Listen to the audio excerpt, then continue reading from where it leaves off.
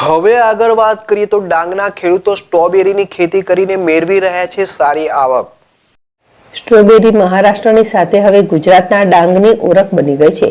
ડાંગના આદિવાસી ખેડૂતો હવે પરંપરાગત ખેતી સાથે સિઝનલ પાક સ્ટ્રોબેરીની ખેતી કરીને સારી આવક મેળવવા લાગ્યા છે।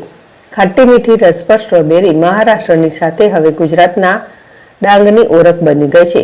ડાંગના આદિવાસી ખેડૂતો હવે પરંપરાગત ખેતી સાથે સિઝનલ પાક સ્ટ્રોબેરીની ખેતી કરીને સારી આવક મેળવવા લાગ્યા છે। ખાસ કરીને ભેજવાળી અને ઠંડી આબોહવામાં પાકતી સ્ટ્રોબેરીને ડાંગ જિલ્લાનું અનુકૂળ વાતાવરણ મળી રહેતા અહીંના આદિવાસી ખેડૂતો સ્ટ્રોબેરીની ખેતી કરી સારા આવક મેળવવામાં સફળતા મેળવી છે, જેનું ઉત્તમ ઉદાહરણ ડાંગના ખેડૂતો પૂરું પાડી રહ્યા છે।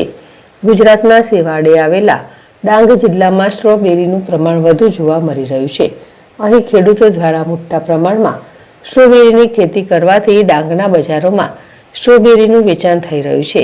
ચાલુ વર્ષે જુદા જુદા ખેડૂતોએ મળીને ડાંગ જિલ્લામાં મોટા પ્રમાણમાં સ્ટ્રોબેરીની ખેતી કરી છે।